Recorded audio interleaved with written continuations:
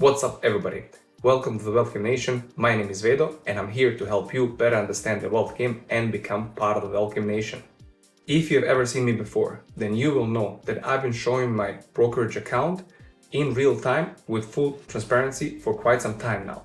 I am nothing like those other Excel gurus showing you their fancy spreadsheets and crazy numbers of outperformance.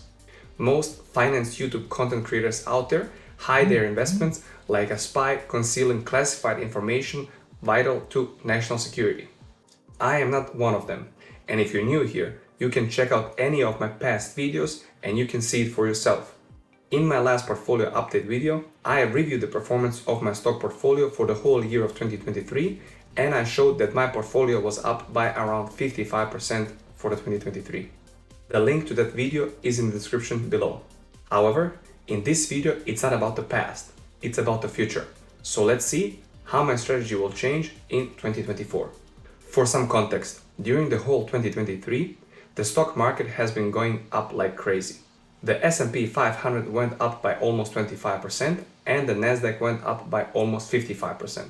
With all that volatility and the valuation getting almost into bubble territory, I decided to make some changes in my portfolio. Those changes are: first, I wanted to take some gains from the great performance my portfolio had in 2023. This I have done already. Up to now, I sold around 80,000 euros in stocks and made around 16,000 euros in pure profit. Next, I want to rebalance my portfolio so I have more of my money in ETFs. As you've seen in my previous videos, ETFs currently have a 20% allocation in my portfolio. I want to change that and I want to have 30 to 40% of my money in ETFs in 2024. Last but not least, I want to reduce the number of holdings in my portfolio. In 2024, I want the number of my holdings to be at maximum 15. The reason for this is, when I started investing, I did not know anything about investing.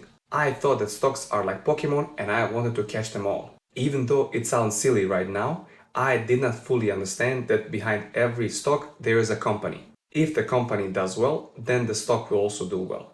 If the company does poorly, then the stock will also do poorly. That concept did not sink in for me right away. At one point, I had over 55 different holdings in my portfolio.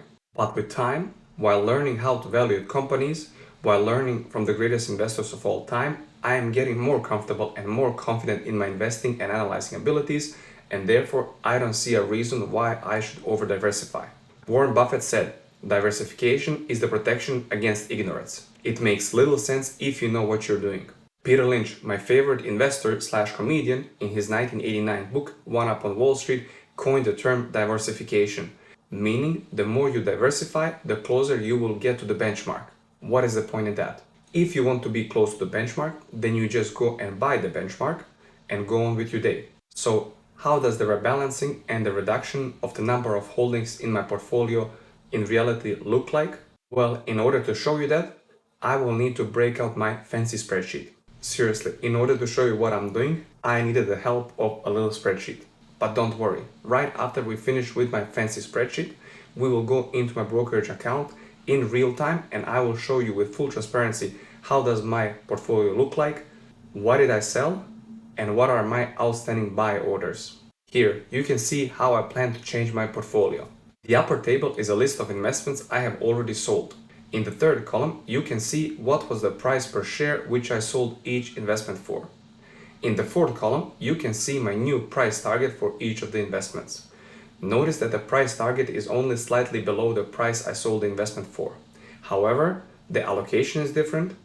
I will not be deploying all of my money all at once, and I am reducing the number of my holdings. The way I am deploying my money is as follows. There are outstanding buy orders for each of the brown highlighted investments, with the value of the buy order being at 50% of the new allocation.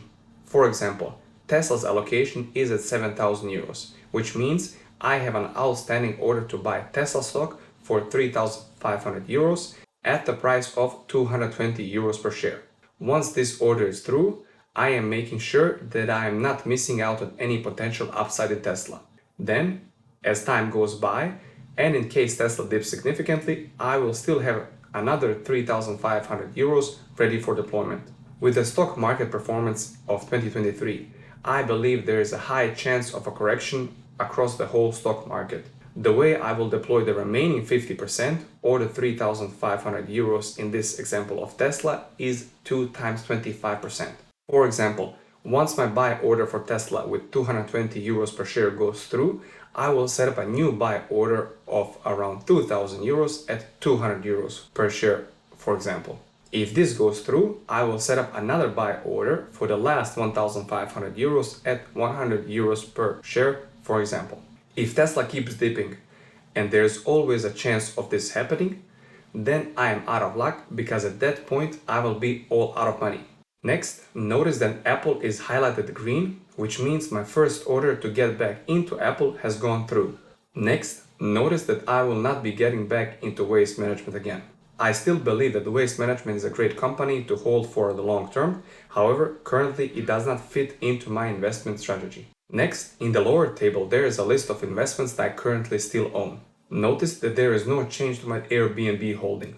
The reason here is because I already have 5,000 euros invested in Airbnb and I am fine with that allocation at the moment. Lastly, the last 3 yellow highlighted investments are the ones I plan to get out of. The reason here is because I think my money is better served in other investments from the upper table. You might ask yourself, why am I doing all this mental gymnastics instead of simply implementing a dollar cost averaging strategy?